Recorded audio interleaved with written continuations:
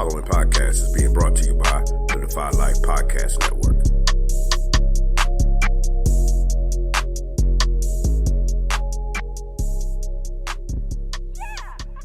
Maybe we can still heal you. Why? So you could just lock me up? No. Just bury me in the ocean with my ancestors that jumped from the ships. Because they knew death was better than bondage. Oh, you think darkness is your ally? You merely adopted the dark. I was born in it, molded by it. I didn't see the light until I was already a man. By then it was nothing to me but blinding. The shadows betray you because they belong to me. In the hell do you think you are? Okay, it's not working out. I'm gonna need the suit back. For how long? Forever. Yeah, that's No, how it no, works. please. Let's have it. You don't understand. This is all I have. I'm nothing without this suit. If you're nothing without this suit, then you shouldn't have it, okay?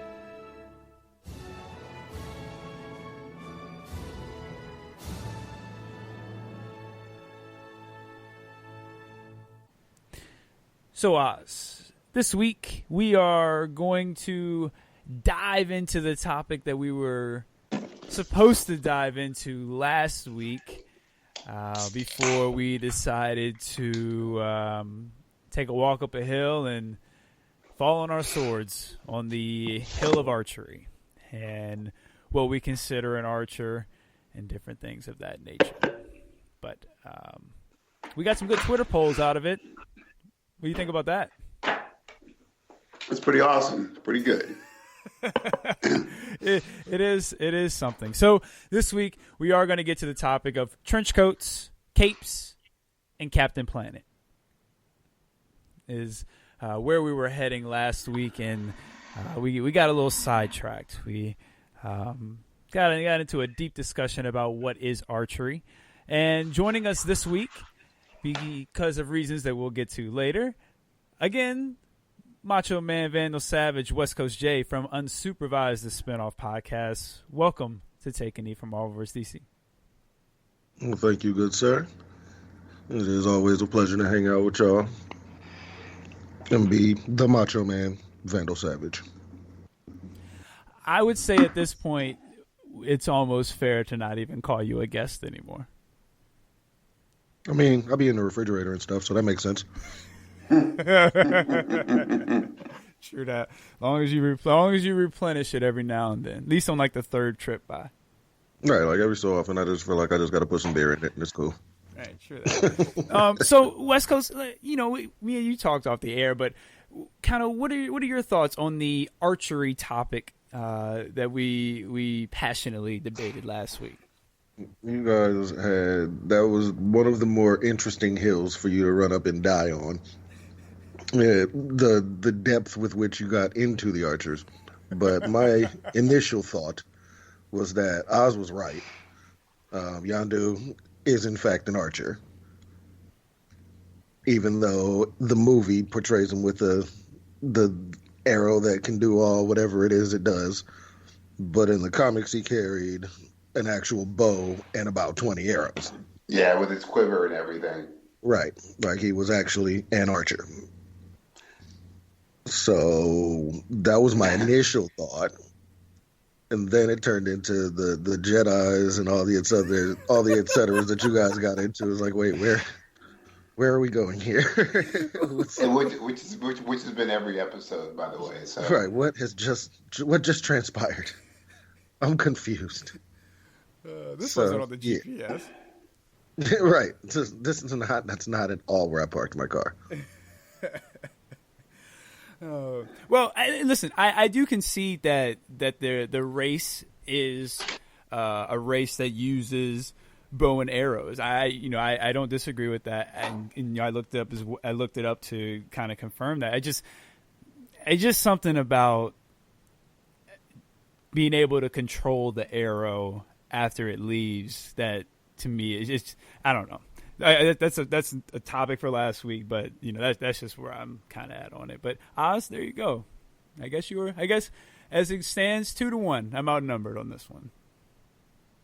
I mean, it's not an outnumbered thing, and it was a topic for last week, and we're moving on. But I think people get a lot of the reference from movies for our Marvel characters, and it's kind of hard to juxtapose the movie person to what the actual comic book person is, and kind of getting those two worlds into each other. So, if you grew up with a certain type, then you're like, oh, that makes sense. And whether it be the movie or the comic, so it's fine. And I'm old. I just happen to grow up with the comic, and the Guardian stuff was some of the first stuff I got a hold of along with the New Mutant. So it's what nerdom is.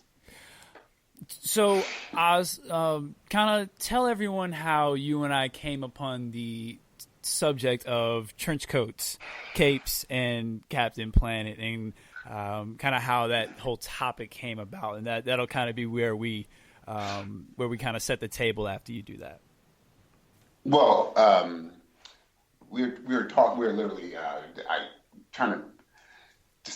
we were randomly talking to each other, and I think we were talking about we're Captain Planet. That's just going to be another side topic. That's just funny, and as we thought, but then we said, throughout history, the brief modern history, when you see a person with a trench coat, when you see a person with a cape, what comes to your head? And it's interesting because regularly you had some really good thoughts about the trench coat and the cape, and then I had to start thinking myself of wow, trench coats have meant a lot of stuff like trench coat mafia, like insane clown posse, ICP people wearing trench coats, all this craziness. But I look forward to hearing what Macho Man has to say about this. But it's going to be an interesting subject, I think. I thought it was going to be a silly subject, but I think it's going to turn into an interesting one. West Coast, what are your initial thoughts on trench coats? That it almost always does coincide with somebody who's a weirdo. Almost always. Yeah, and that's a good point. And I was like, it has to be true. But then it's so funny. I was watching, is it Now You See Me or Catch Me If You Can? Or is it Now You See Me 2? And Mark Ruffalo, right? Ruffalo. He's in it. He's an FBI agent, and they're in trench coats. They're not all the way down to your ankle one, but they're in trench coats and stuff. And I did my own little history about this stuff too. And trench coats, one part of it came out of the dusters that the cowboys used to have to wear when they were rustling cattle and herds and stuff. So it's interesting. Yeah, that's the type of stuff Oz and myself talk about off the air. Trench coats and weirdos. And part of the conversation stemmed from Justice League Dark Apocalypse War.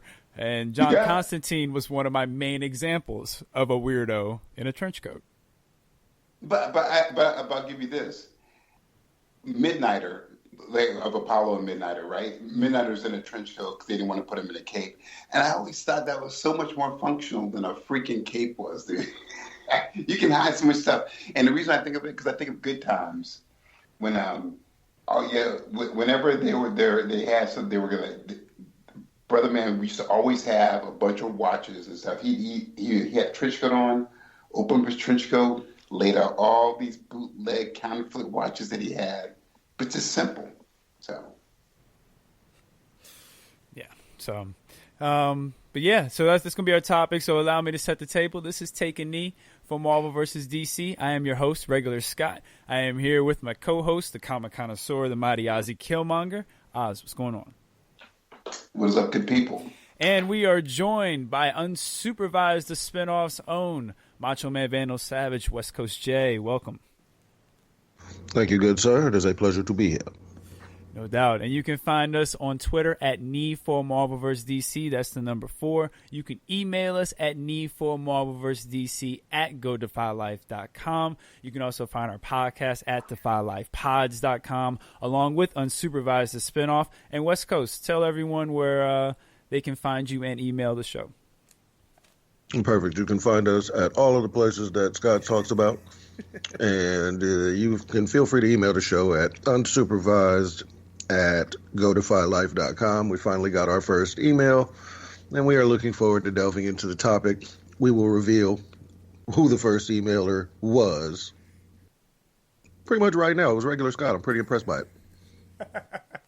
Hey, man. So, I wanted to be the first. Yeah.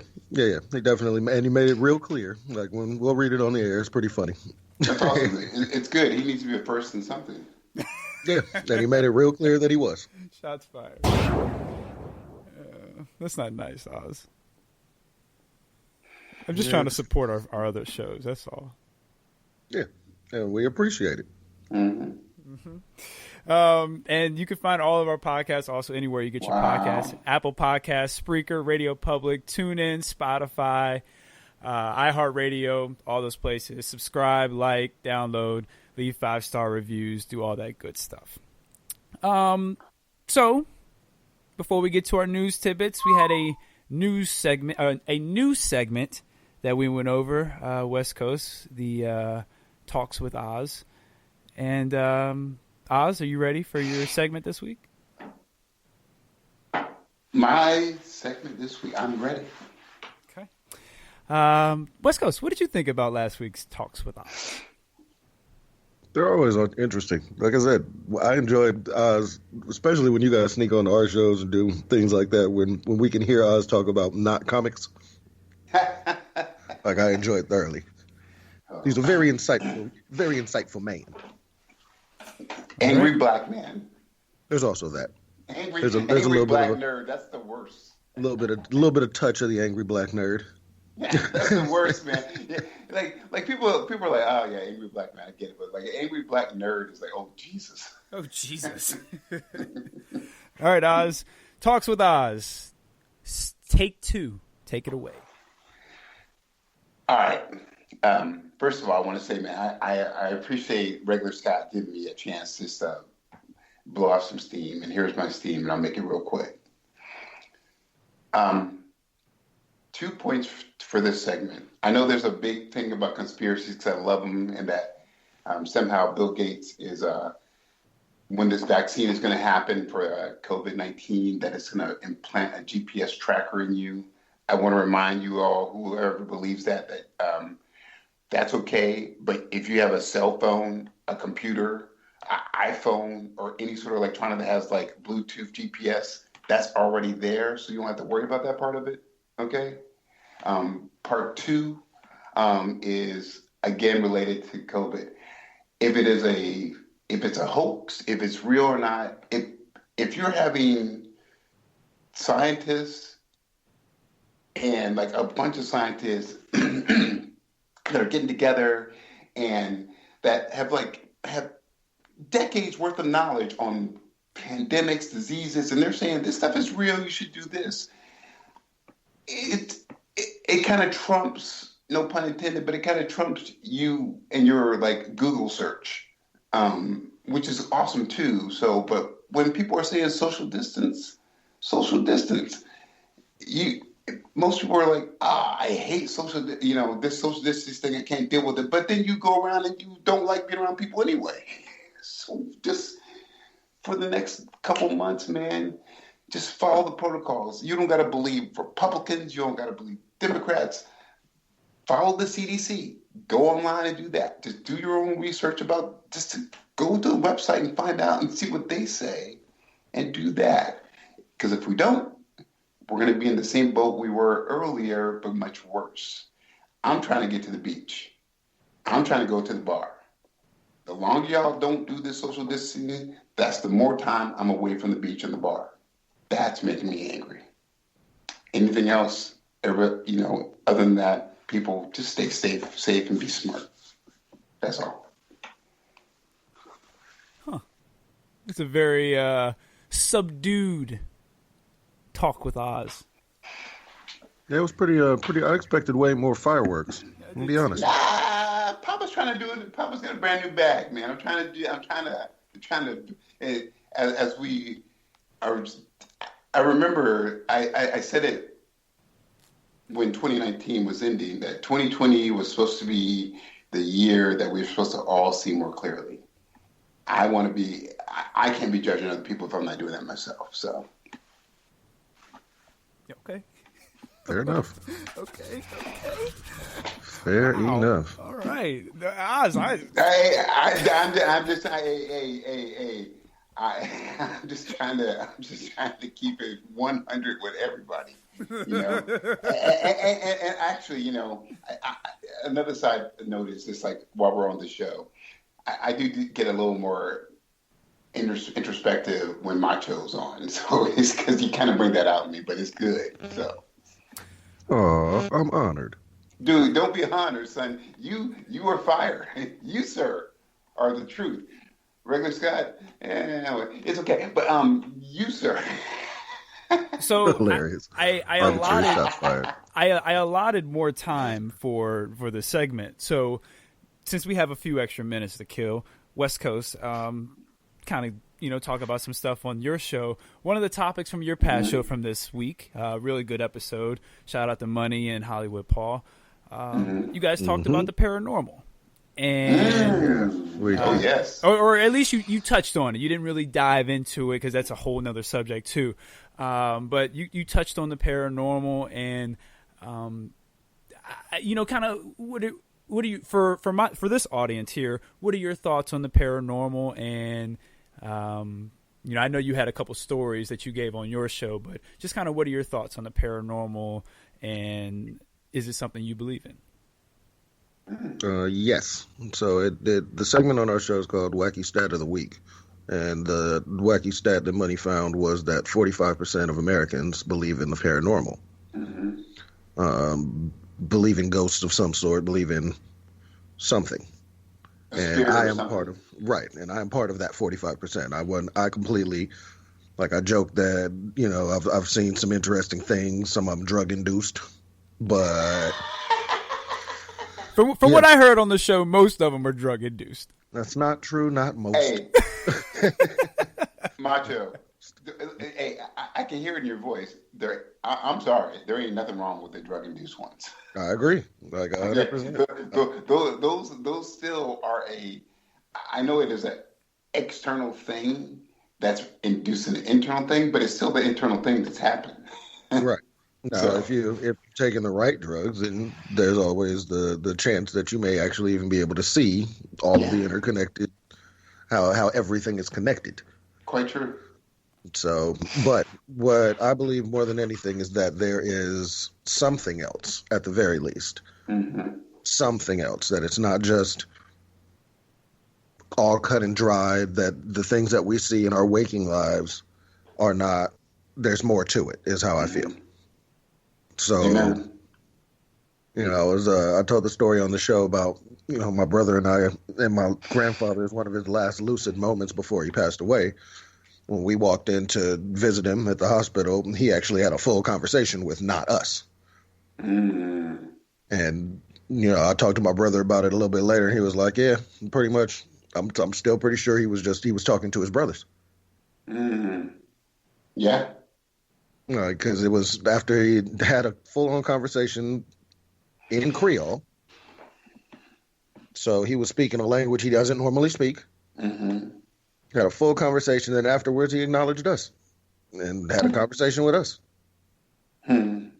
But so, like I said, I still believe that day they walked in with us and he talked to them first. No doubt. Go ahead. Well, just real quick. So, Macho, you said something really super important. I think that I hope the listeners count on too. You said that there's more to this than the waking time. And if anybody, you can, if you don't believe, it's fine. But if you want to get back to what the Aborigines believed about the dream time, so there's another segment. for folks who are religious or spiritual, even Christianity even talks about, if you like, you're being in such a state of prayer that it's transformative, you know.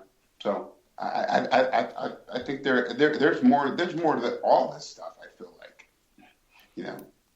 Yep, definitely. I agree with that 100%. Now what the next big sci-fi story that I'm gonna give away $1 million is? It's none of this like fourth dimension, any of this. It's gonna really be someone who can break. Who's like, someone opened up the gate and there's an elf that intermixed with the alien. You know what I mean? That's the other side that no one ever touches about. So Oz, in a rant the length of your latest talk with Oz, do you believe in the paranormal? I totally. I will say this 100%. I do. I in my own life, it feels like it's always been around me. But I will also say this. I came across a really interesting article. I was listening to some audio tape or something, and this person was just describing. She's a writer, like really accomplished, and like, you know how people say, oh yeah, musicians, writers have muses, and so she was saying that, you know, she's like, man, you can actually. She's working on trying to talk to her muse. Like, she's like, people are like, oh, I got the inspiration for this song or for this story when I was just waking up or when I was driving in the car. And she's like, I got inspiration for a song lyric while I was in the rush hour traffic. I didn't have a pen, I didn't have paper. So I told my muse, I appreciate you coming by. You need to come by when I can actually honor you and handle you right now. I can't do it right now. And I was like, what a weird thing to say, but that's like her acknowledging this extraterrestrial thing, or this, and I say extraterrestrial as like outside, you know? Yeah, so I believe, I think other people are scared to say that they do or don't believe. But yeah, I have no issues with aliens. I got no issues with the paranormal because I think everything is interlinked. And in honor of Regular Scott saying, give out my rant, here's my big rant part of it. No, I didn't say give it out. I said make it as long as your talk with Oz. You know, and thank you for cutting me off. So I'll give everybody just something to chew on. We are one little speck in this cosmos of like intelligent life in this cosmos. And in that one little speck, 70% of our speck is water, and that water, we don't even know what's the bottom of it. We haven't explored like what's in our own earth and like what life forms live in the very bottom of the sea. But we want to go out and explore the space. I get it. But so if we don't know what's in our own little area, how do we know what's outside other planets and even outside of our like ourselves? All right. That's all I ever like think about. Like, there's so much more that we just have to be open to it. That's all. Okay. And so yeah, that's the type of conversation. Wait, one second though. So Regular Scott, what do you believe? I don't believe they don't exist, but I don't believe they do exist either, just because I haven't personally experienced it. But I don't believe they don't. I'm somebody who I need some type of physical, or not physical, but I need to like feel something, or something's got to happen for me to believe that they're there. But I don't have a reason not to believe they're not there, just because enough people have said that they've experienced it. I've just never experienced it. You feel the same way about aliens and about everything else too? No. I do think there are aliens out there, but like let me rephrase that. I wouldn't be surprised if there's aliens out there, but until I see something, I don't believe it. But it wouldn't surprise me at all. What is faith? Do you have faith? I have faith. What is faith? But faith is choosing to believe in something for a greater purpose. Oh, I thought faith. I was talking about this the rudimentary definition of faith. Isn't faith like it's belief in something you can't see.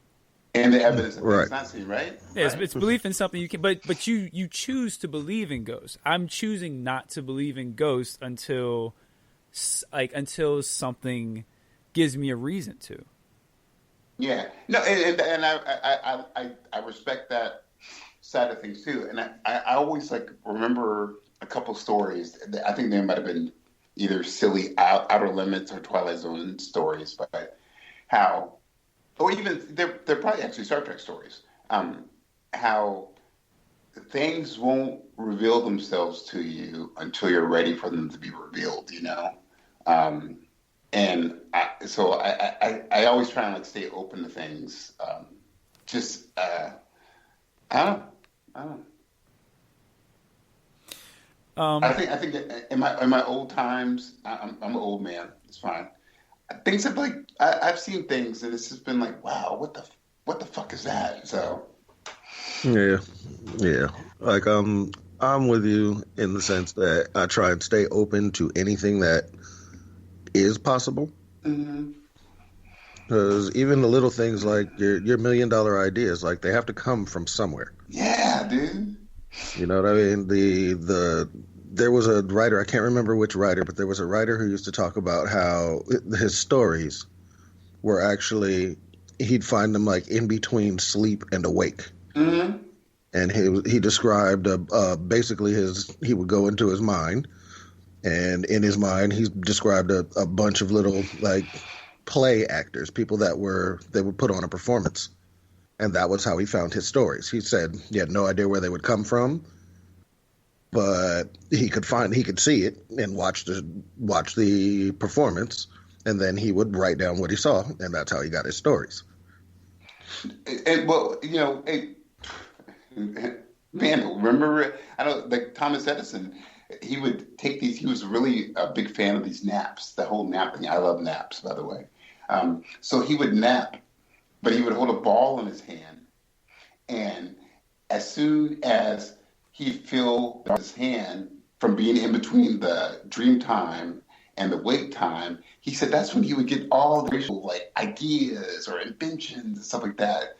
So maybe to me, and to me only, I'm pretty sure because I'm a nutcase, but to me, maybe that is like a chance to open up that portal, you know, a chance to peeking into the portal that we never get a chance to. And I still think a lot of times with the Aborigines talking about the dream time and just like, you know, finding that space, I think it's super important and real, you know. All right. We about to the same thing about to happen in this one. It almost happened on Unsupervised. A whole conversation about the paranormal is about to unfold right there. But I can help this out. But what if ghosts wore capes or trench coats? That way we could bring it all back together. Then we could very well use a Ghostbuster reference at some point, I'm sure. Definitely going to use a Ghostbuster reference. You 100% could. Hey, when he said, I ain't afraid of no ghosts, that was secret language about saying, don't be scared of them. True that. Right. True that. Oh, God, I love it. As I take a quote from the Kingpin, Mr. J.R. Glimpf, let me do a little house cleaning. Mr. J.R. Glimpf did have a birthday this past week, so shout out to you, Kingpin. Happy birthday on behalf of Take a Knee from Marvelverse DC. Yes, sir. Yeah. And definitely check out their podcast, When I Shut, new one with himself and his better half, Thomas Stevens, Alvin, the Defy Life crew and their better halves have a show out, so definitely check that out. Plug for that.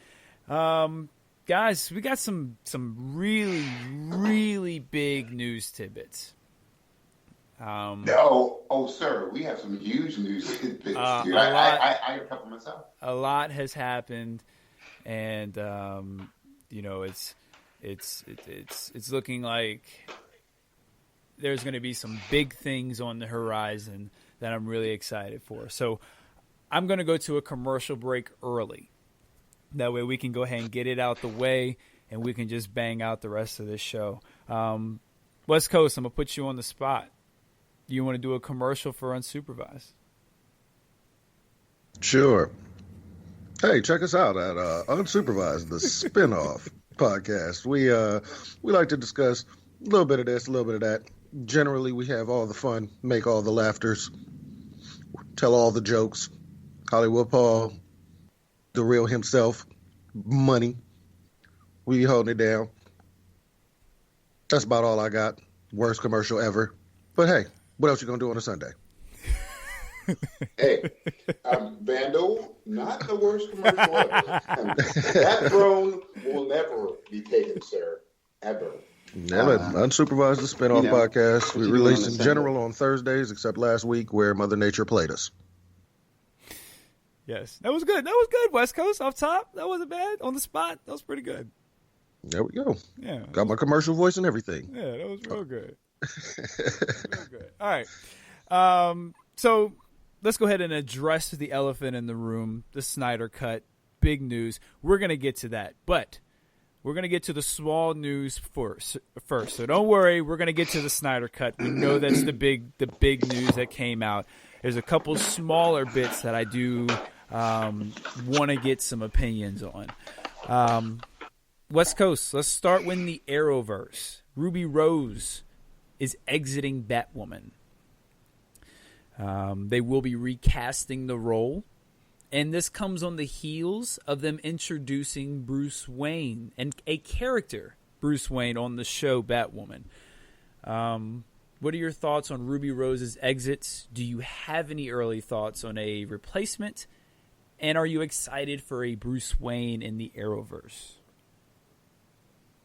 Okay. Well, my thoughts on the exit are, we don't know what's going on in her life, so let's be honest. I don't necessarily have to knock anybody that decides to walk away from something, because again, I don't know what she's got actually going on. But as for who should take her place, no, I have absolutely no input on this whatsoever, because Batwoman is not one of the shows that I tend to follow. Yep. So it is not something that I can actually care about enough. I ain't mad at that. Yeah. I ain't mad at that. Oz, do you have anything? Well, let me rephrase that. Are you pretty much in the same boat as West Coast? I am. I look forward to seeing who they're going to recast as Batwoman. But man, can I talk to you both about this? It's kind of crazy and interesting how Bruce Wayne has become not Batman, but Bruce Wayne has become the default Sunday fudge. Like that's the easy go-to that people do now. Like you have that in Titans, you're going to get it in Batwoman. It's strange to me. So. No, it kind of makes sense because it is the easy thing to do. Totally, so simple, right? It's like just cast a suave dude who can be intense, and you don't have to worry about anybody like swinging around at Gotham. So it's very. I wonder if that's a new trend that they'll start doing for a little bit. Yeah, it has worked thus far. Mm-hmm. You said it like Titans. It was just seeing Bruce was cool. We didn't have to have the full cowl. We didn't have to have the actual bat. But the idea that Bruce would show up and give advice or do whatever it is that he was doing, because in reality, that's pretty much what he was doing, is he would just show up and give them advice. That's all. And then leave. Yeah. Dude, I was giddy when I was, Bruce Wayne, oh my God. Yeah, so, so. Shout out to Bruce. Interesting. Yeah, shout out to Bruce. Yo, I hope we get a chance to cover. I just thought about, because of the Bat Family, I really hope we get a chance to cover Dark Apocalypse. So if the Black Adam movie does well, there's going to be a JSA spinoff movie. Wow. Any hopes that a Black Adam movie could do well? Hey, are you both watching Stargirl? I'm not watching Stargirl. I haven't seen her yet. It's the show that I want to watch and I'm not watching yet. Because that's all JSA related too, so we'll Well, that's going to have nothing to do with the movie, though. I mean, that's been DC's move, is to not use anything from their TV shows. Yeah, so that's not going to have anything to do with the movie. Well, what I'm saying is like there's a JSA element in Stargirl. So then, so if the Black Adam movie does well, there's a JSA element in that. It's just interesting to me, and there is a lot of potential actually if they actually start moving. Since Justice League was a wash, and we'll get to that whole Snyder thing, but if they actually want to try and revamp something, they could do the JSA because there's a lot of potential with that. You could freak them with JSA World War II or do JSA all Nazis won the war. You know, there's a lot of really good potential with both those scenarios. Yep. Okay, so that's all I got for the smaller news tidbits. Let's go ahead and address the monster, the big one, the Titanic of the ocean, because there's a good chance it might sink. The Snyder Cut is going to be released on HBO Max. Me personally, I'm very excited. I think it's going to be really good. I think they smart to do it. Hopefully, it's not a 4-hour movie. I've heard they might put it into 6 35-minute episodes, which I think would be a really good way to go. Yeah, I'm excited about it, and I have a couple different little rumors here of potential surprises that they might have. There's a rumor that Ryan Reynolds could film a cameo, because there was a rumored Green Lantern cameo in the Justice League movie. And since there's going to be a potential $20 to $30 million put into this, there has been a rumor that Ryan Reynolds could show up for a Green Lantern cameo. I'd be okay with that. That wouldn't bother me. So yeah, let's start. Whoever wants to start, I'll leave it open.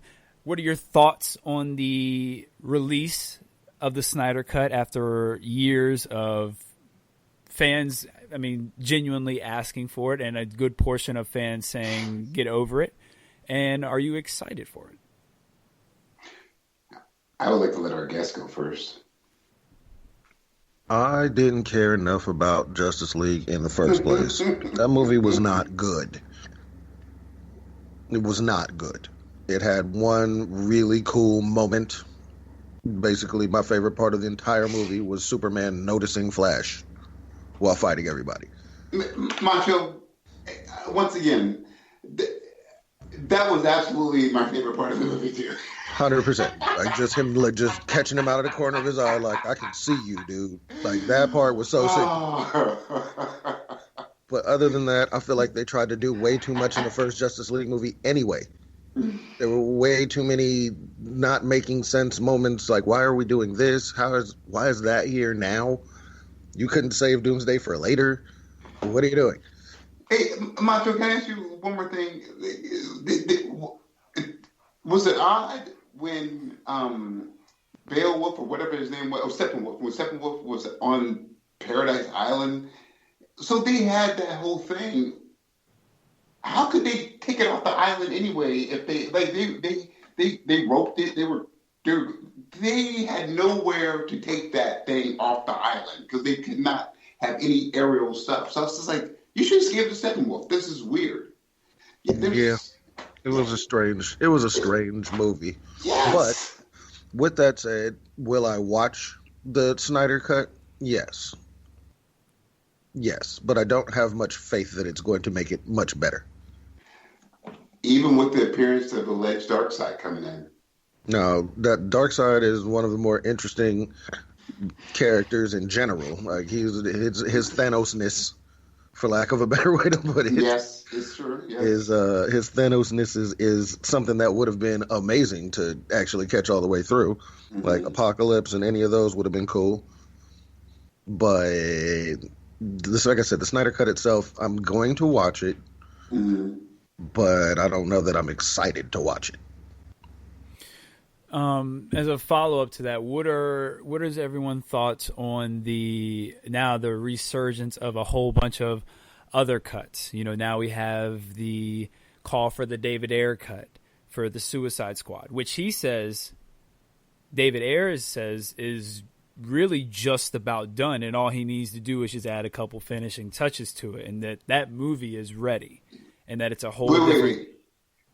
Suicide Squad 1 or 2? The only Suicide Squad movie that's out. Oh, so who cares, dude? Well, I mean, it's probably going to give us more Joker. Yeah, but there's probably a fleshed out story. Like, there's a whole story in the trailer that we didn't even get in the movie involving the Joker and Harley Quinn, and that would have added another element to the story. And kind of, I mean, the main thing is. Well, I guess my main question is this going to give way to more of these movies getting picked back up? Like, even who was it that created the female Ghostbusters movie? Says there's a 3.5 hour, whatever his name is, director's cut of the movie that's left on the cutting board. Do y'all see this as a trend that's going to start picking up? Look, all that's awesome. All that is great. Through the history of film, if you want to, like, along the Pacific Island, of the Pacific Ocean, there's this huge, like, mound of trash and plastic that's the size of Texas. With that is a bunch of, like, reels of Hollywood film, directorial editions that didn't make it, that got slices as just trash. That's all that's there, and then you can come back years later. Ridley Scott did it, everybody, you know. But the point is, like, for the Suicide Squad, for one, that movie it could have been so much better. Imagine if they would have did a Suicide Squad, all female, but they stuck to the characters. They made Black Canary who she was, you know. Yeah, that's awesome that there's like a 3.5 hour version, but you're still fucking up the character. That's not the Suicide Squad. That's the Ghostbusters. Well, no, I thought that was the Birds of Prey. The Birds of Prey, one, right? Yeah. So I feel like there's a bunch of stuff, man, that just like, okay, let's see what happens with this. And I guess to me, to the larger point is, the Hollywood executives that think they know what people like, they have no idea what people like. And maybe they should just start sticking to what the directors know. So, to directly answer your question, yes, I think it's going to start a trend.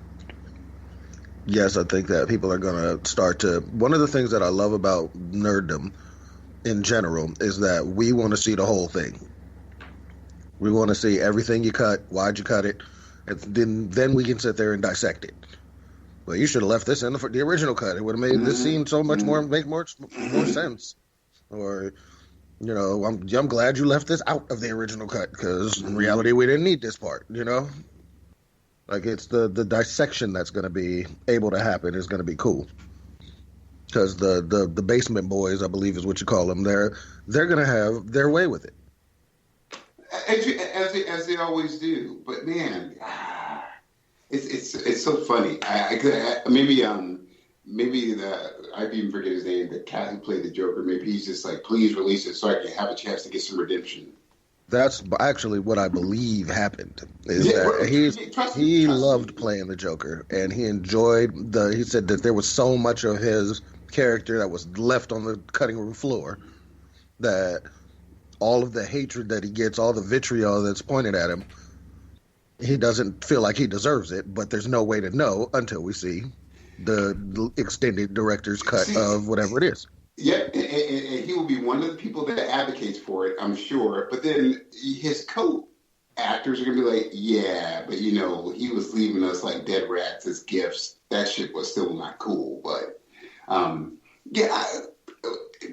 you know, as you said, throw it out there, release the hounds, and let's see what's up.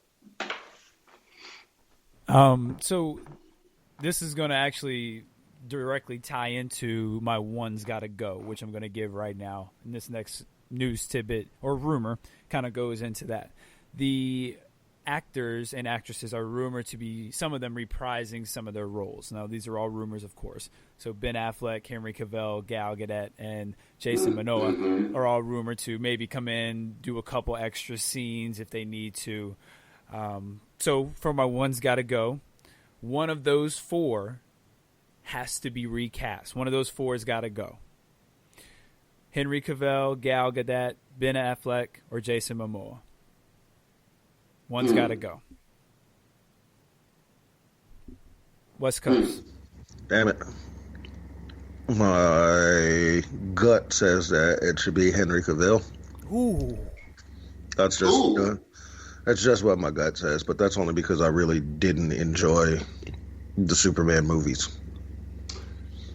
Okay.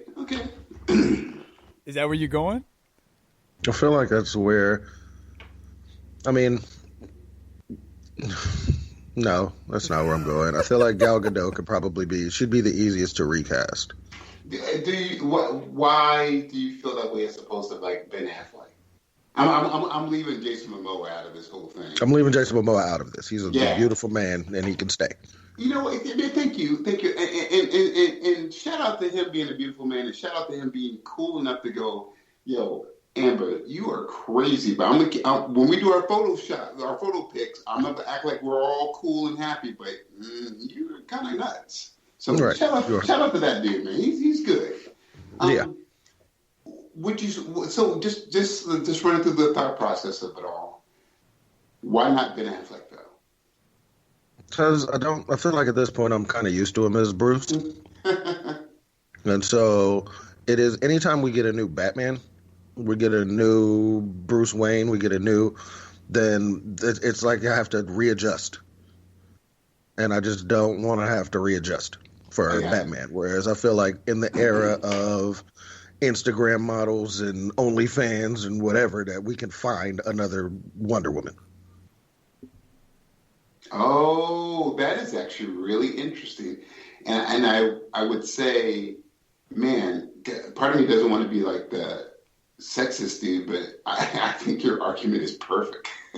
It's true, you know. I think everybody got excited when it was like Superman versus Batman and she showed up, but yeah, I think that's legit. So is that where you're going to?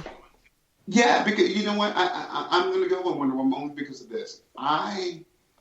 People can say what they want, and I've said plenty about Ben Affleck too, but man, when he got into Bruce Wayne mode, I was on board with that cat being Bruce Wayne. There are some scenes I was like, okay, but like, there's one scene in particular where he's on his private jet and they're all talking, and he's in his leisure outfit, but it's like a custom made vest, shirt, button down shirt, and he's chilling, but you see he's cutting everything. I was like, that's Bruce Wayne, dude. That is Bruce Wayne. So I can lose Wonder Woman and recast her because I think there's a lot of potential out there. But man, I would really love to see Ben Affleck to his full potential as Bruce Wayne. And I don't even want to mess with Henry because I think that guy is gold. Actually, he's very much gold. Yeah, he certainly looks the part. I will give him that 100%. He certainly looks the part. Yeah, so the scenes that crystallize it. When he looked at the Flash, I was like, I see you, dude. That was beautiful. And when you got a taste of him interacting with his mom and with Lois, I appreciate that cat, dude, as Clark Kent. Yeah, and I agree with you in the sense that Ben Affleck as Bruce was awesome. Yeah. Like, I felt like he gave me the most believable Bruce Wayne of all the other people who've come before him. Yeah. Was he the best Batman? No, I don't believe he was the best in the suit. Mm-hmm.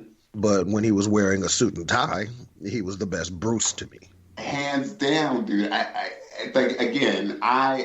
love him as when he was Bruce. He was definitely Bruce to me, dude. Like the whole Wonder Woman. I think she could be anybody.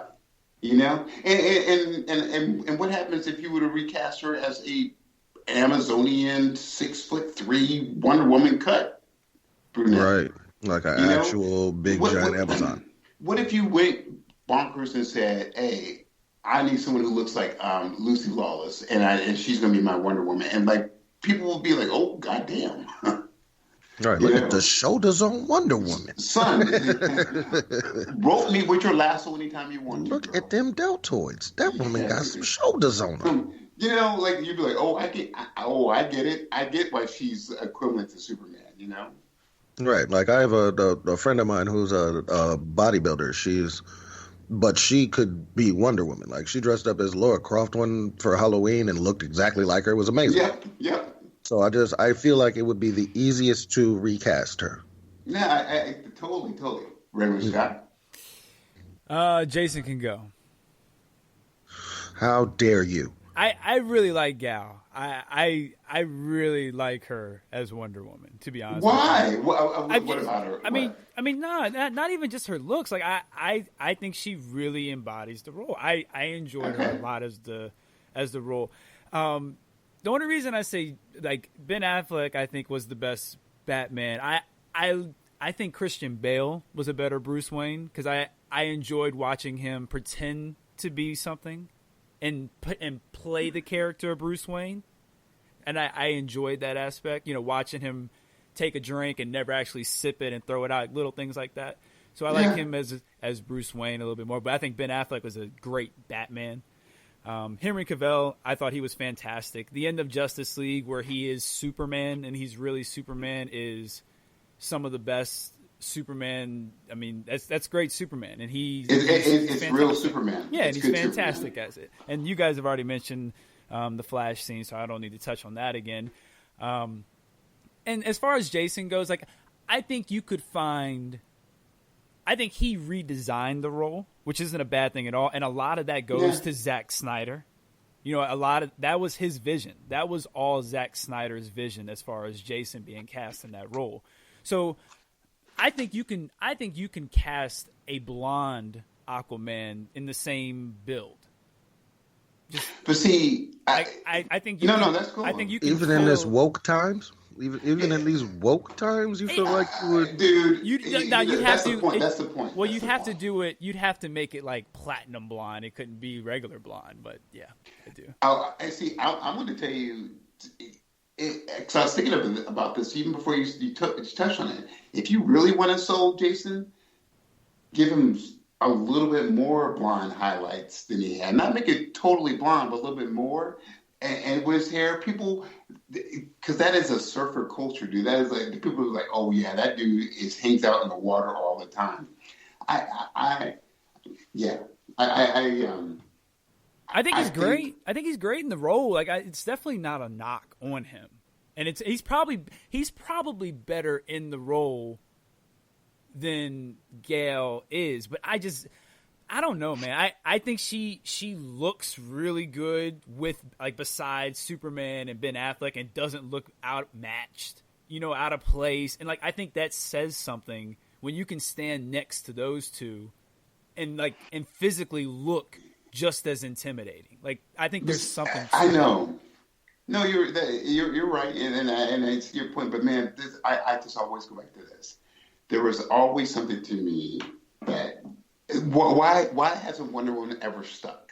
Batman, the Holy Trinity, Batman stuck, Superman stuck. Wonder Woman is kind of like, and that has to be with how threes go. All three can't always be great, but if you just stuck Wonder Woman and made her like an Amazon, like tough, like that kind of big, that could have been a kind of cool defining moment because it's like, oh man, this is a whole race of warrior women, which could have deviated into something else different, But what you got was a bunch of this like awesome women who are like, we don't deal with men. We're cool. Yeah. Which again makes me go, there's a lot of women here and there's no men. Okay,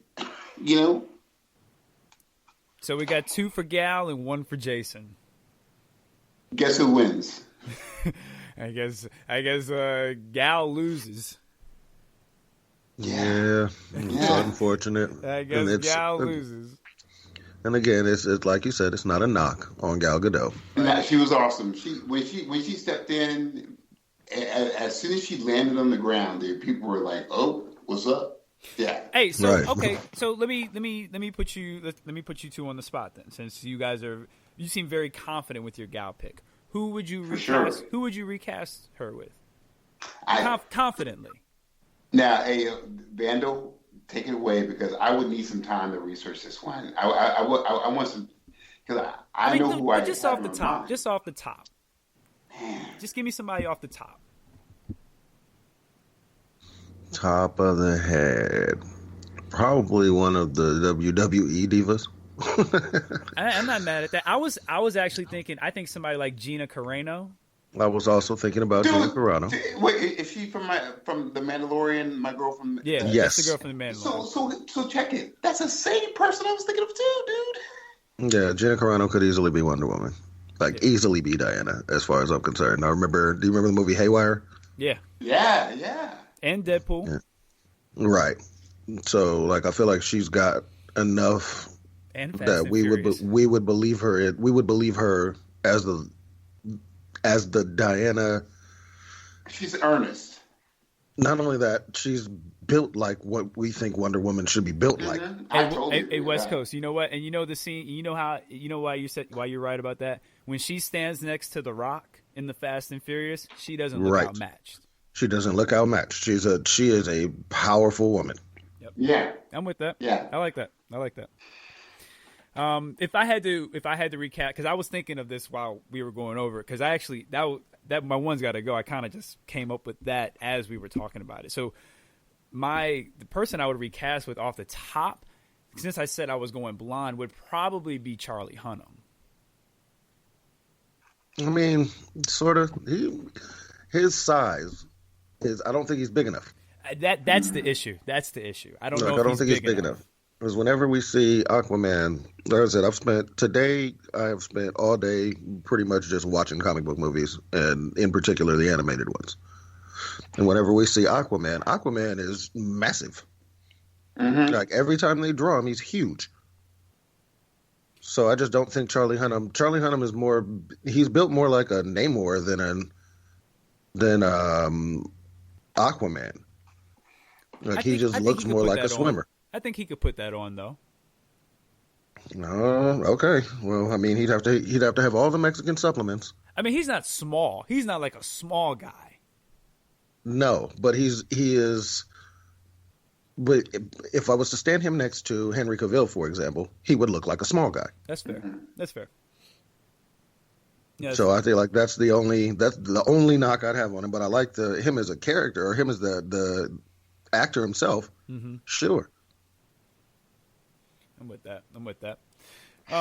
Okay. So yeah, this is something that the Snyder cut, as far as that's something that we will definitely, I'm sure we will touch on again down the road as we get closer to the release and whatnot. All right. Are we ready for some trench coats and some Captain Planet and some capes? I guess Definitely. Yeah. So let's start with trench coats. Why do you guys think that a trench coat is so synonymous with either a weirdo or Inspector Gadget? So that's broad. Is it broad? And Inspector Gadget's a weirdo. Yeah. Well, I was using him as an example because he's got a lot of gadgets in his trench coat. Yes. I think you just starting that off is kind of like you just saying like, hey, what's the difference between assholes and fucking jerks? I mean, there is a difference. No, right. So I think the thing is with trench coats, it goes weirdos and it's weirdos and people looking for something. That's to me what trench coats entail whenever I think of a trench coats. From the old like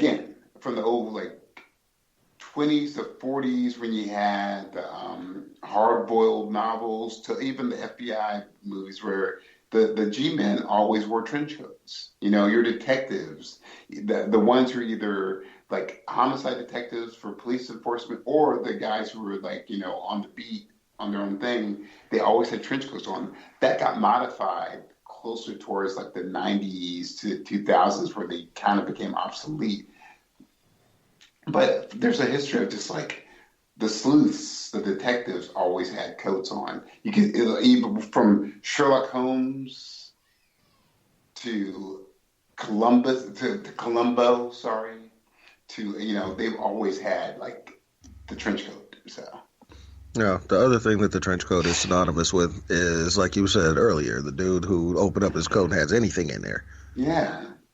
Yeah, No. yeah. He's like, if you see the guy with a trench coat, you're like, either that dude, what's the right word? That dude has something, you know, or he's either looking for something or he's has something, you know. Right. He's always got something. You're aware of that guy, you know. I think so. It could be a weirdo for sure because you're like, oh my god, that dude either is bootlegging some Rolexes or he's got a shotgun, Right. or So you know, yeah. when you're thinking about like the characters that have trench coats that are not necessarily pure weirdos, how do you feel about Gambit, for example? Oh, Gambit is Gambit's a tricky one. I don't know. I don't think he's a weirdo, but I do think this is a category I didn't have until Oz said it, but I can use it in this. I think he's looking for something. Well, he's a thief, but do you know why he wears a trench coat? I don't know. Two reasons why he wears a trench coat for the thief guild, for him at least. He can hide stuff in it, and he can put tons of cards in it too, as weapons. Yeah, it would make sense that he would have something that has a bunch of pockets. It's easy because he's a thief, so it's easier for him to conceal stuff in it, and he can put and it's just chock full of anything he needs to throw a weapon to get out of a situation. So for him, the trench coat is very practical for that guy. And that makes sense. If you want to get into the whole nerdum of it all, if you want to layer that with some Kevlar, it's also defense too. So let me ask you both this. Who would you say is, in your opinion, the most synonymous character or person with a trench coat? That's a good question, dude. That is a pretty good question there. I think it depends. Yeah. I think it depends, is the honest answer. My first thought, when you said somebody with a trench coat on, my first thought actually comes from manga, and it's Vash the Stampede. So there's a cartoon called Trigun, or a manga called Trigun, and Vash the Stampede has a bright, flowing red trench coat. You know, but then when we're talking about bright, flowing red trench coats, well, you have to mention Carmen Sandiego. Absolutely, right? You have to mention Carmen Sandiego. She has to be brought up. Where on earth? Where in the world is Carmen Sandiego? Yeah, exactly, right. Exactly. Thank you, sir. You know, let's see, probably the most synonymous, the one that, when you think of a trench coat, I almost want to say that it's Neo right now. Boom. I will say this. When I saw the first Matrix movie, it blew my mind. I watched it 4 more times to kind of soak it in. A month after that, I saw nothing but every kid running to every store trying to Neo themselves out. Right. Like, I think that right now, if you were to ask that right now, that Neo is the answer. Yeah, and I would say it is actually it's a generational thing with that one. It might sound weird to say, but if you talk to me or your parents or your grandparents, they might be like, oh shoot, man, they might think of some detective on some FBI show or on some detective show. You know what I mean? Agree. Yeah, like a Columbo or a Sherlock Holmes. Dude, Columbo, that tan London fog trench coat was this like that to me was the beat detective, you know. Yeah, that was a gumshoe. And that's the gumshoe, exactly. And if you do some Law and Order, you'll see those guys. They're in their suits, but they're also wearing their trench coats too. I think a lot. One of the things I think about is I don't know why, but I think of a Tommy gun. Exactly. Old gangster movies. Dick Tracy. No. That's real smart. Yeah, it is. You're right. And again, maybe the word is not like looking for something, but maybe the word is hiding something, concealment. Definitely concealing something. It's so easy to conceal with the trench coats, and that's the point. I'll tell you, like forever, the Secret Service guys, their whole gimmick was in the winter you wear a long coat, whether it's a parka or a trench coat, because you can conceal the big like SMG weapons, right? Or in the summertime, you're wearing like really baggy pants and a long shirt, you know? So let me ask you this. Who would you consider weirder if you were just walking down the street? Somebody in a cape or somebody in a trench coat? Somebody in a cape. Brother, regular, you even know the answer to that question. If you were walking down the street and you saw somebody, here, I'll even make it easier for you. If you're walking down the street and you saw somebody with a suit and tie on and a trench coat, or a suit and tie on and a cape, which would you think is weirder? I don't know, man. You know. No, you know. Oh, you know. Hey, that trench coat guy, he up to something because he concealing something. There's a reason he got that trench coat on instead of a sports jacket. I feel you on that one. Okay. But a cape though. This dude is in a macho. This dude is in a double-breasted suit with a cape on. Right? Is he getting ready to pull a rabbit out of his hat? He might be, or he's gonna pull it out of his trench coat. You know, that's the only thing that the only people who are okay to wear capes are like magicians. And even then, I'm like, you're right. You're one step above a clown, so I'm watching you. What about the Right. people who do the tricks on the dirt bikes, like the stunts? They can wear capes. Dude, those are magicians who just wear dirt bikes.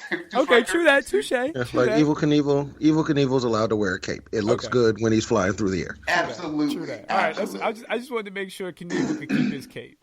Yeah, he can keep his cape because it's an iconic image. Every time he's flying through the air on a motorcycle, the cape flowing and billowing behind it's beautiful. It's iconic.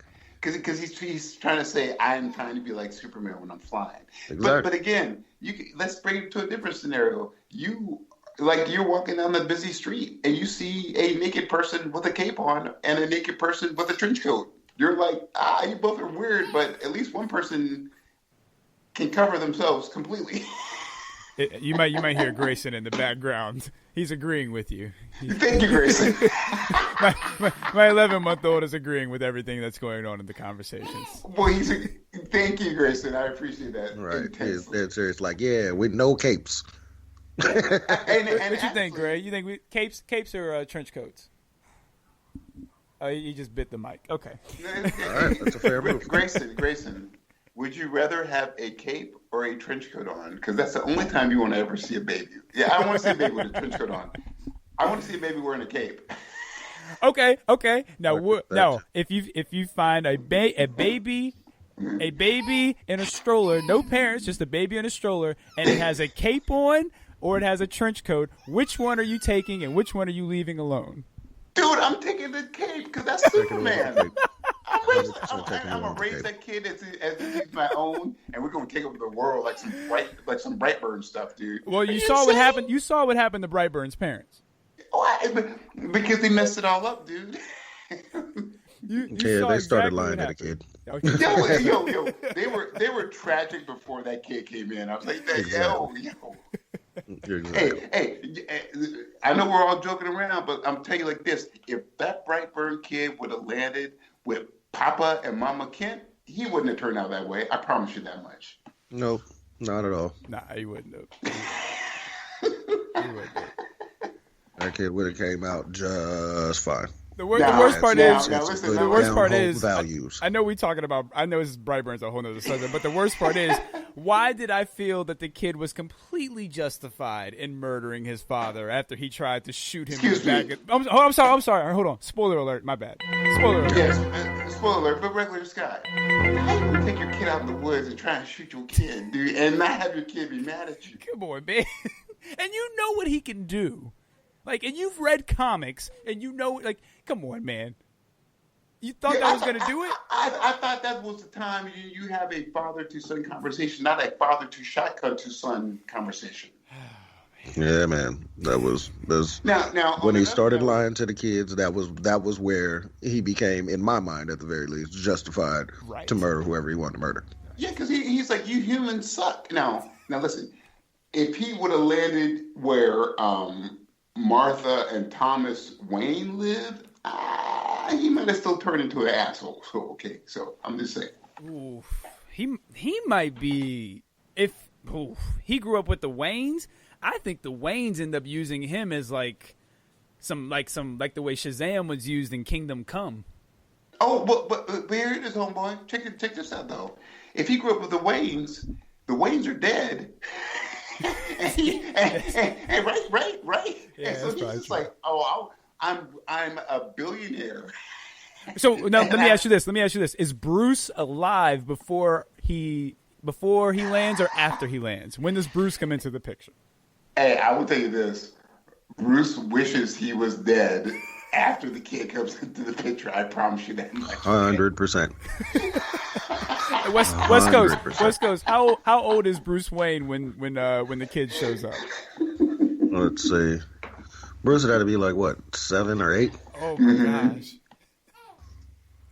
Dude, hey, yo. It'd have to be about 7 or 8, and I feel like Bruce may try initially, like, all right, I got a baby brother. Cool, I got a baby brother. Yeah. And then, the parents get killed. And the baby brother is Superman. Dude, the parents get killed, but then Bruce still goes, I have a responsibility. Me and Alfred, we're going to raise this family together. And then that kid gets a hold of that alien ship. And that's it. Poor Alfred. Oh, Alfred, man. Alfred, I feel bad for that. Actually, you know what? Superman does have a shot because of Alfred. Superman's got a shot. Right.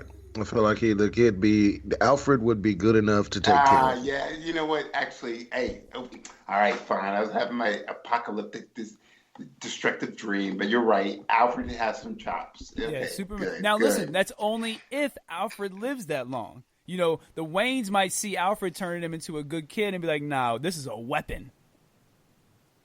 Because the Waynes on the low were corrupt. Well, I mean, I guess, man, because but see, for me, Thomas was always trying to do the right thing. It was like you got to watch out for Martha because Martha's the one who had all the ties to all the illicit people and stuff. See what I'm saying? Like, hey, and listen, Thomas will do whatever it takes to protect his family. Wait, gentlemen, can we mention the thing that we haven't mentioned before? Brightburn somehow finds out about the Court of Owls. That would be insane. Oh, hello? Insane. They become the Court of Brightburn. It would 100%. I'm sorry. Wait, what you guys say that Oa sensed the threat and sent a Green Lantern down to try and take out Brightburn? And somehow that would probably be a thing. And then somehow Brightburn got a hold of Sinestro's yellow Green Lantern, yellow lantern ring. Hey, Oz, why you playing? The Green Lantern coming down could very easily be $1 million idea for a Brightburn sequel. Dude, like some kind of galactic. Yeah, obviously it'd be different, but yeah, something like the Green Lantern ring-esque. To kind of and they're sent here with the purpose of going after the Brightburn kid. Okay, because I got a horrible one for both of you because the Brightburn sequel, I thought the Brightburn sequel should have been like there should be 2 more movies, a prequel and a sequel. The sequel is him older and just seeing the destruction that he did to the Earth. I want to see that. But the prequel is actually that ship that came down. That ship comes down to all sentient planets as like a way of taking over the planet. Ooh, that would be crazy. Yeah, see, that's what I want to see. So That would be crazy. That would work. That would work too. Somehow we ended up on Brightburn. From trench coats. From trench coats, right? Like, and did any of us ever even mention Rorschach or John Constantine? Has that been brought up at all? No, or the question. Or the question, or the Crimson Avenger. Come on, man, for real. Yeah. Well, to be respectful, Brightburn had a cape. He did have a cape. But yeah, dude, come on. Like, seriously, the question. And, like, yeah, even Constantine, come on, man. Constantine has sex with sharks, so he's definitely in the weirdo category. He's not looking for nothing. He's not hiding nothing. He is a weirdo. Okay, now here's my thing for you. He never said he had sex with a shark. He said he had a relationship with a shark. He called the shark his ex. Come on, man. So he's an adult. We know what adults do. It could have been platonic. It could have been a non-sexual, very aquatic thing. Killer shark is a shark. Yeah, killer shark is a shark. Oz, how many girlfriends have you had a non-sexual relationship with? Like friends who are girls? No, girlfriends. No, girlfriends. 0, but I am not a shark. Like anybody that you're going to call your ex, right. You probably have done some things with. Right. This is the point last week where you were like, everybody got a rat under their belt.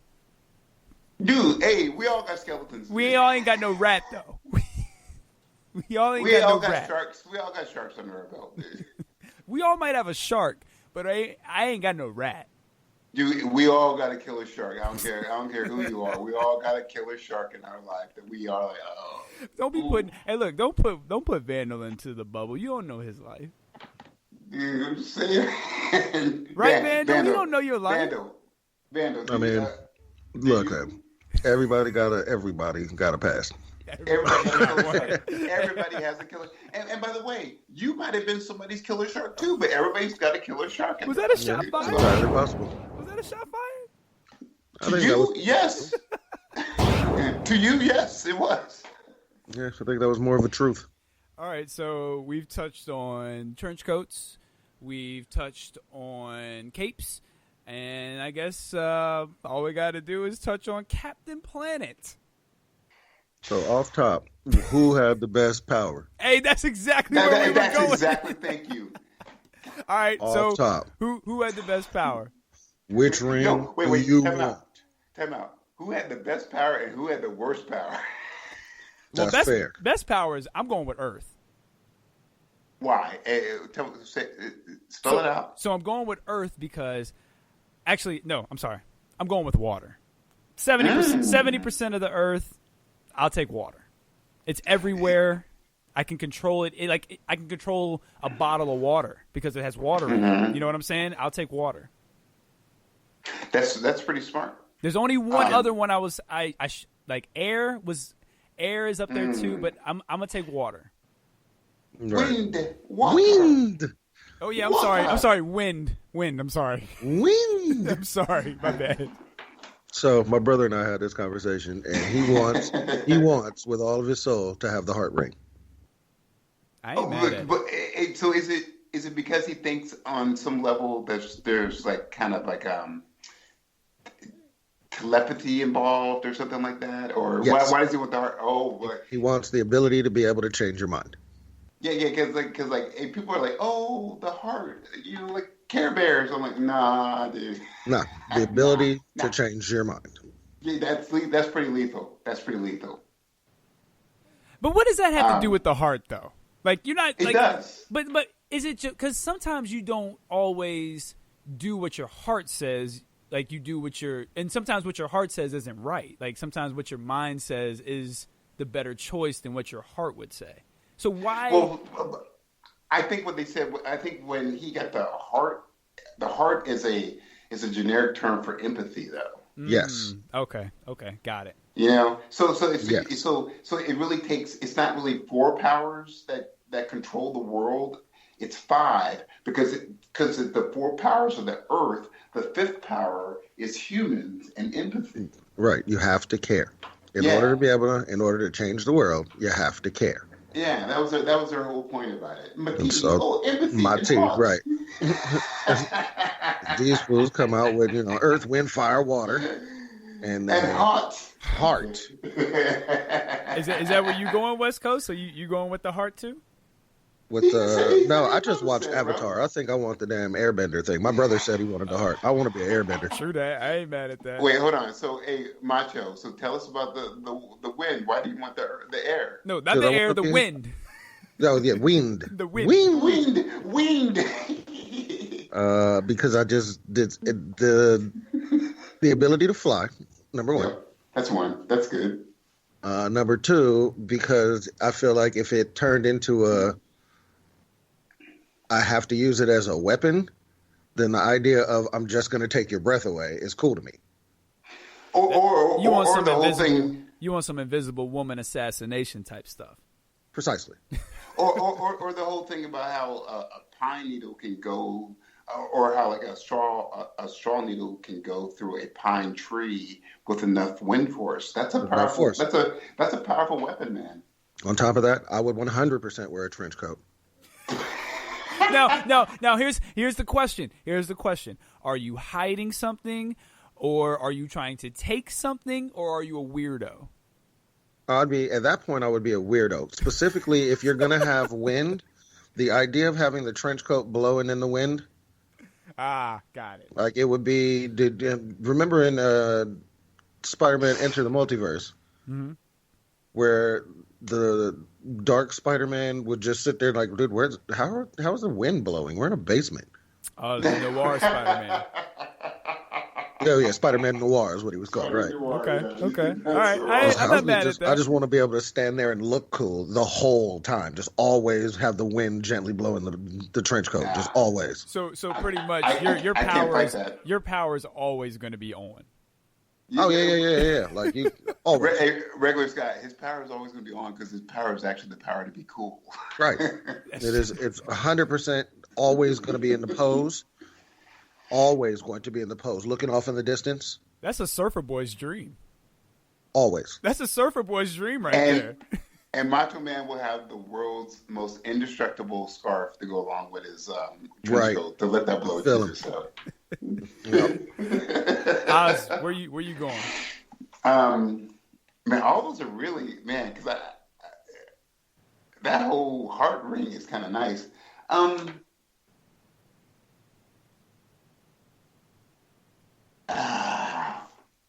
I want to flip it. I want to say, why not Earth? Because I feel like maybe on the Earth thing, it's like your powers are connected to the Earth. So as long as you're grounded, that's a terrible one. I'll take that one back real quick. Who you about to copy, me or West Coast? Sorry, LeVar Burton. I'm gonna take that away. The power, and I'm not trying to be like this patriotic dude, but the power that is actually the real power is, I feel fire is lethal in this one. What are you going to do against me? Wait, hold on. Wait, so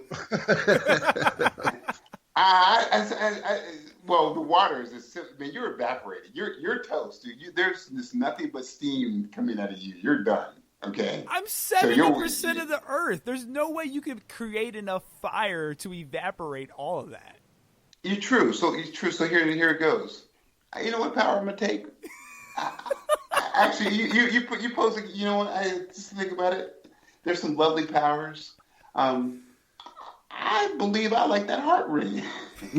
Heart. because I'm going to change your mind and just take everything from you.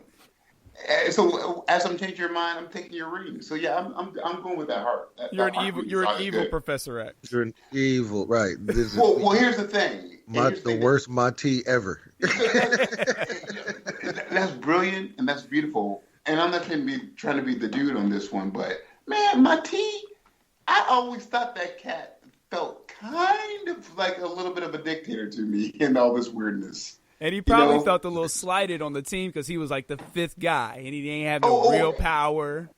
And make no mistake, this cat is the most powerful dude. The power to change your mind, and he also could talk to the animals too, dude. And he could talk to animals. I completely forgot about that as well. And he can talk to animals. So don't you ever. My T is Bronn. What's his name? Bronn from Game of Thrones. He's the weakest dude. He's the guy you'd be like, oh, that guy is terrible. Yeah, he's a good dude to have on your team for certain. Yeah, dude, so my favorite one was definitely Fire growing up. It was definitely, I think his name was Wheeler. I think his name was Wheeler. His name was Wheeler, right. He's a brash American, redheaded American dude. But that's different though. Like a redheaded American, like that wasn't really the norm. Yeah, and they were just like, hey, I think he likes the Russian. Oh, maybe there's perestroika in all this. I'm like, what is going on here, dude? Yeah, I messed with Kwame as a kid. Kwame was he was the leader though. He was the leader. Like on this earth. He was the leader, right? Wasn't he the leader of the group? I guess so. Impromptu, and together we will fight. Right. Let our powers combine. Let our powers combine. Earth. And my other thing that always made me laugh was that he always sounded like he was taking a shit. Wait! I just went to Chipotle. One second. I had a 7-layer burrito from Taco Bell. 1 second. I remember as a little kid, they had those rings in like Happy Meals, and I think I got like 4 of them, and the only one I couldn't find, I'm pretty sure, was the heart ring. Yes, I can validate that. Yeah, you probably took me to get a lot of Happy Meals. Yes, trust me. Trust me. Okay. But then, water was cool and wind, but then Earth has some potential. But then I'm like, what are you gonna do with that Earth ring, though? He's just throwing boulders at people. That's deadly. You're just not against. I know. But then you think about all the rings, and you're like, yo, Captain Planet. If I just put a little bit of if I put dirt on you, you're weakened. It's toxic dirt. Do you remember the episodes where they would spend their time use the power of wind and water to spray him down? They were giving him baths. They were giving him power baths. Rinse him off and give him a shower. Hey, I do think there is an audience now for a Captain America reboot. I definitely think Captain Planet, Captain America, a Captain Planet reboot. Did you not see the Don Cheadle Captain Planet? I did see that. On Funny or Die, I did see that. Interestingly enough. I did see that. So this has been a. Go ahead, Oz. But I'm fascinated. I know we're gonna get off subject, but I do that. Macho, what movies have you been watching today, though? That's random. Let's see. I am in the middle of Justice League Dark Apocalypse War. I love it. Okay. I just watched Crisis on Two Earths. That's funny. That's awesome. I just watched Justice League, the Flashpoint Paradox. Dope. Although I slept through most of that. It's funny you watched really? that. It's funny you watched that right before Justice League Dark Apocalypse. I was going to say the same thing, dude. Exactly. Like it was, I sort of felt like I needed to go in kind of in an orderly fashion, for lack of a better way to put it. So I wanted to see that before I saw Dark Apocalypse. That's so funny, dude. Me and Regular finished it. I know you're not finished with it so far, but what are your thoughts on it so far? Without spoiler alerts, if you can do that. Constantine cracks me up. Absolutely. Etrigan cracks me up. Depressed Etrigan is the best. He's the best right now. Can I? And you might need to hit a spoiler alert for everybody, but the best line of all that, and I hope you get he doesn't even rhyme anymore after he lost his foot. Right. What's the point? It's sort of like it's sort of like the best MC who's like, I can't do this anymore, dude. Right. I don't know why. Why should I? Justice League Dark Apocalypse War is what I think Zack Snyder wanted his live action vision to be, and that'll make that'll make more sense when you finish it, West Coast. But this is exactly, and I won't get into any more because it's going to be a spoiler. But this is exactly what I think his full 3 movie scope vision was going to be in one movie. Do you, regular Scott, without giving a spoiler alert, I'm trying to be very mindful of that and respectful to Macho. Did you enjoy this last hurrah? I heard your little comment earlier about the Bat Family and Justice League Dark Apocalypse, so I know what you're talking about. Loved it. Yeah. I did enjoy the movie. There were some personal aspects of the movie I was not happy with, but we'll save that for that'll be our little teaser for next week. Next week we'll talk about Justice League. West Coast Vandal. I gotta tell you this, dude. I'm sorry. No, you can't. Don't you can't. I'm tearing up. I'm gonna be very good about this. No, you can't. Don't tell him anything. Let him go. I'm not gonna tell him. I'm just gonna say this. Chill out. Keep watching the movie, but there's a part when you watch this, and it's very satisfying. That's all I have to say. Fair enough. I will look forward to that point. Like as of right now, when Scott hit me initially, he was like, "We're going to be on at 8." So I was getting ready to watch the movie before 8, and then he was like, "Nope, never mind. Just heard my eyes were coming on." I'm like, "All right, well, so I'm only like 24 minutes in." Oh, good. Good. Like they just got to Raven is in her mind right now. Yeah, and then it's going to be a good subject after you finish, just for all of us to actually literally legit discuss the movie. Maybe that's the next episode. I don't know. I literally just said that. Maybe what regular I literally just said that. Well, in my defense, I don't pay attention to a word you ever say. And that's the issue. And you know what? I'm glad you said that, Oz, because that's the issue that I wanted to bring up before we go to our final blow. We had West Coast here today because Oz again no-showed me. No-showed me from work. Oz keep ghosting Scott. I called this guy. He didn't answer. I sent out a text to West Coast and said, "Hey, I haven't heard from Oz. Would you be available to jump on just in case Oz doesn't come on?" Yeah. So what I want to say is, and I'm gonna say this right now, dude. I have pretty thick skin. You know, I don't bruise easily. You know, I know how to ninja fall. I can take a fall. I can take a punch. It's all good. But there are certain things that you cannot. I don't know if it's a generational thing or if it's you're just lame, but you can't go. When you want to do the show, oh, cool, bro. I want to do the show this time. That's not gonna work for me. Oh, okay. Well, I want to do the show this time. That's not gonna work for me either. Oh, wait, I'm sorry. Regular Scott, when do you want to do the show? Oh, good. I'm glad you asked that, brother. I want to do the show here. Oh, well, that's not really a good time for me. I don't care. It's a good time for me. Oh, so then I was like, well, can we figure out what's a good time for both of us? Maybe since we are a duo dynamic as we are. Well, we didn't do it yesterday because you couldn't do it yesterday. So we didn't do it yesterday because you couldn't do it. So we pushed it till today for you. Respect you, and let me finish. It will be a rant. Just give me 30 more seconds just to finish this very boring story I have for everybody. So I was like, can we figure out a time for both? He's like, yeah, good point. That's a good point, Uncle Oz. I like that.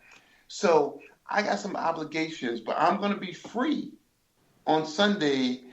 Oh, cool, dude. What time? I will tell you and call you at what time. It could be from 2 to 9 p.m. Didn't say that. Let's not Dude, tell you lies. told me. Let's not tell cable lies. company window. right. Like we on a DirecTV timeline. Right, they gave you the cable company window. Like, you'll be there. You'll be there between 6:30 a.m. and like 10 p.m. You legit Verizon cabled me, dude. Definitely You were didn't like, say that. I'm gonna give Definitely you this. didn't say I'm like, okay, that's cool. You got 5 seconds left of your 30, by the way. Oh, that's cool. Okay, word. And so, you call me, and I didn't answer because I was doing stuff. You're like, okay, Twice. well, then you're not available. Twice. I get you, but if you could not say in the beginning, hey, I think we're going to try and do it at 6. Well, I did say 6. I did say 6. No. Yes, you did say that you don't listen to me. So I probably did say 6, and you didn't listen to me. So since I have, I'm gonna need both of y'all to use heart right now. Since I have 5 seconds left, you cannot call me at 5:45 and say, let's do the show at 6. But I told you 6 yesterday. It doesn't work. No. This is straight up definitely wind time.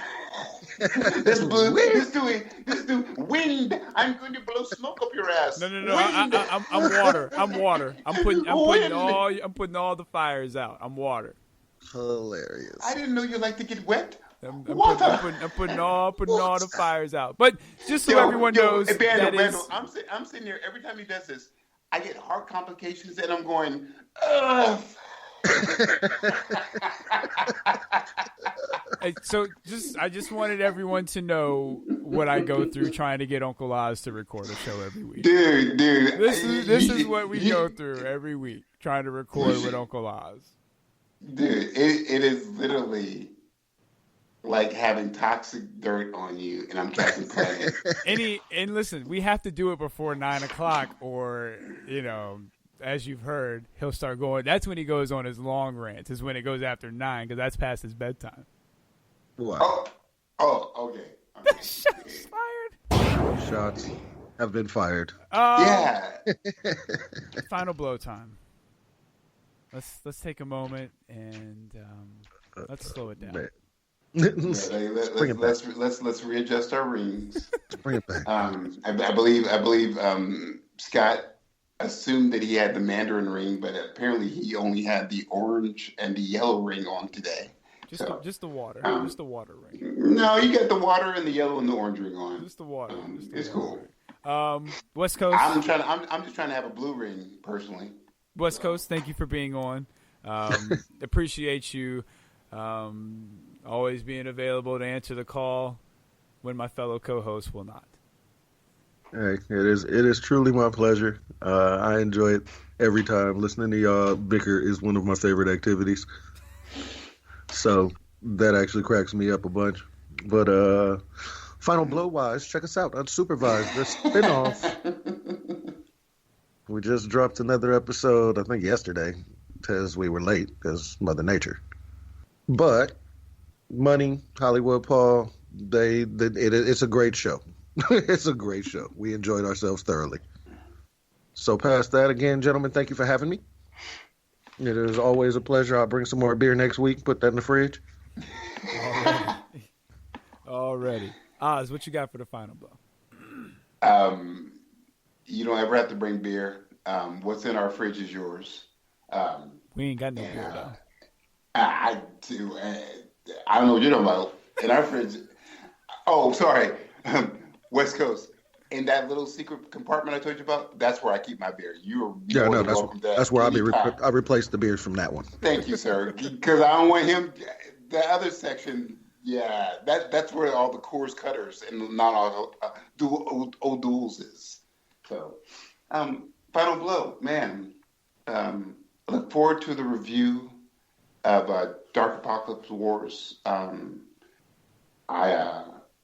I think HBO Max is going to be something interesting to be competitive with everybody else. So I look forward when that drops pretty soon. Other than that, glad to be a part of this.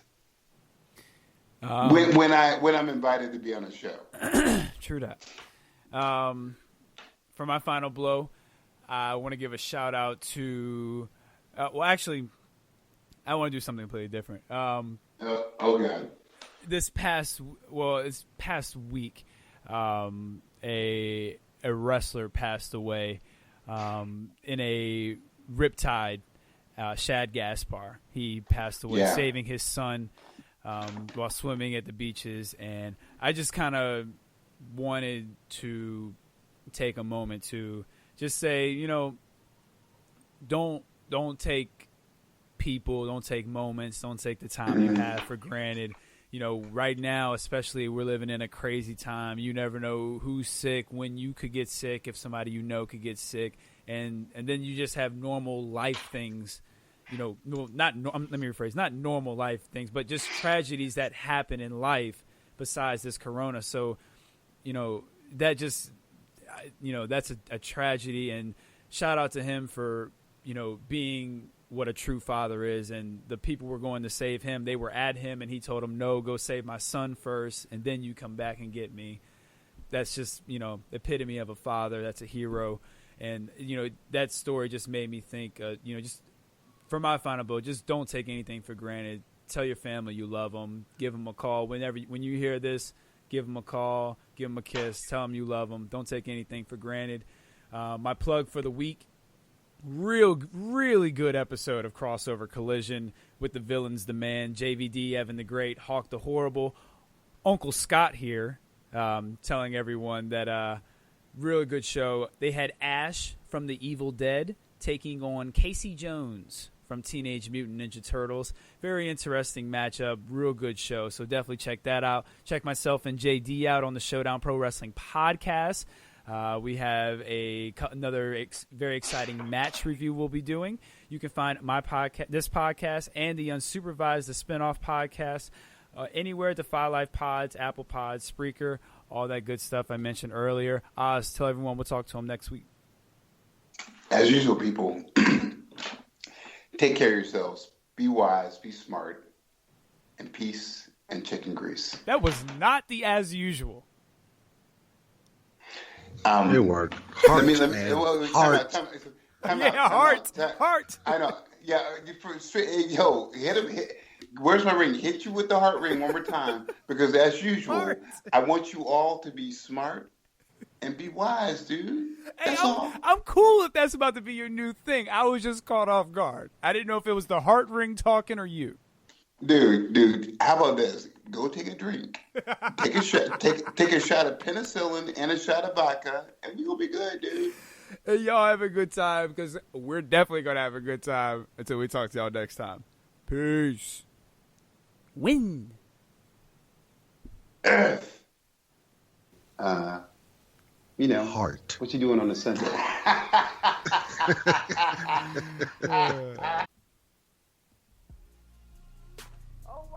Welcome to the Anything, Everything, and Nothing podcast with Lynn and Kim.